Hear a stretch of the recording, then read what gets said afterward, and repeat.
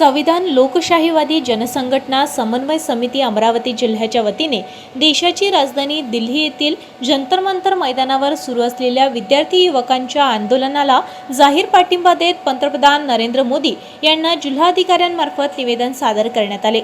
निवेदनात म्हटले आहे की शिक्षण व रोजगार हा प्रत्येक विद्यार्थी व युवकाचा घटनात्मक अधिकार असूनही शिक्षण क्षेत्रातील वाढते खाजगीकरण, व्यापारीकरण, भ्रष्टाचार आणि अनागोंदी कारभारामुळे लाखो विद्यार्थ्यांचे शिक्षण व रोजगारापासून वंचित राहत आहे। त्यामुळे विद्यार्थ्यांमध्ये नैराश्य वाढून आत्महत्येचे प्रकरण चिंताजनक बनले असल्याची खंत व्यक्त करण्यात आली आहे। नीटसह विविध स्पर्धा परीक्षांच्या पेपरफुटी प्रकरणामुळे विद्यार्थ्यांचे भविष्य धोक्यात आले असून दोषींवर कठोर कारवाई करण्यात सरकार अपयशी ठरल्याचा आरोपही निवेदनात करण्यात आला आहे।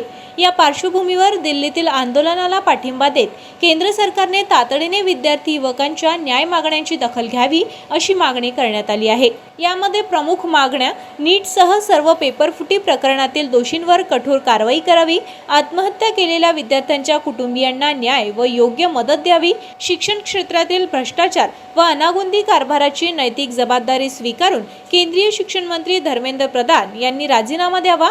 हे निवेदन अमरावती जिल्हाधिकारी कार्यालयात सादर करण्यात आले असून देशभर सुरू असलेल्या विद्यार्थी युवकांच्या आंदोलनाला संविधान लोकशाहीवादी जनसंघटना समन्वय समितीने पूर्ण पाठिंबा जाहीर केला आहे। यावेळी डॉक्टर प्रकाश माणेकर, प्राध्यापक संतोष शुक्ला, उषाताई पाटतुडे, मायाताई वाकोडे, कुसुमदिनी वाडेकर, प्राध्यापक प्रवीण गुल्हाने, गोविंद रोहनकर, विवेक वाडेकर, हरीश सरपे, डॉक्टर पृथ्वीराज राजपूत, पंकज देशमुख, आशिष कडू, प्रदीप भगत, प्रभाकर आकोटकर, सुरेश चोपकर, प्रियाताई चोपकर, सुनील घटाडे, ॲडव्होकेट सुयोग माथुरकर, डॉक्टर अलीम पटेल, उषाताई पातुर्डे, प्राध्यापक संतोष शुक्ला, विलास मोहाडे आदी मान्यवर यावेळी उपस्थित होते।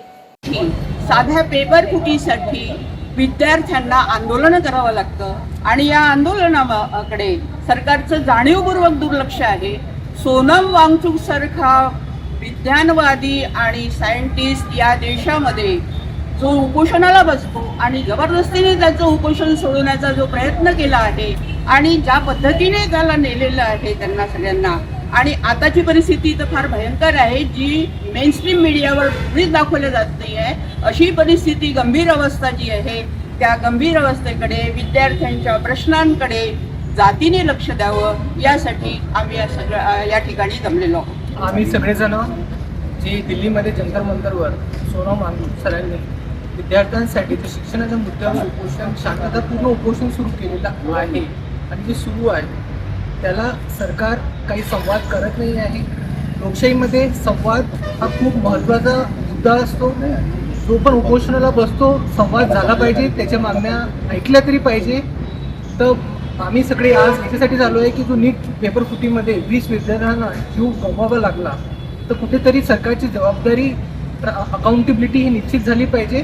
तर त्यासाठी सरकारने योग्य ते याच्यामध्ये सॉल्युशन काढून लवकरात लवकर विद्यार्थ्यांना त्यांना कसं न्याय देता येईल याच्यावर विचार करावा। कुठेतरी ते सुरू असलेले जे आंदोलन आहे ते पूर्ण भारतामध्ये त्याला रिस्पॉन्स मिळत आहे। सगळं यंग जनरेशन या आंदोलनाच्या पाठीमागे उभे आहेत आणि त्यांच्या ज्या मागण्या आहेत त्या जेन्युइन मागण्या आहेत। 2-3 महिन्यापासून, असं म्हटलं 6 महिन्यापासून हे आंदोलन सुरू आहे, पण सरकार काही लक्ष देत नाही आहे। तर या विषयावर जे आज आपण ज्या विषयावर दिलेलं निवेदन, आपल्या शहरातील ताज्या घडामोडी व बातम्या बघण्यासाठी नंबर 1 न्यूज चॅनल अमरावतीला सबस्क्राईब करा, लाईक करा आणि शेअर करा। संपर्क करा संपादक नितीन पाटील मुळे। संपर्क क्रमांक 9921589663।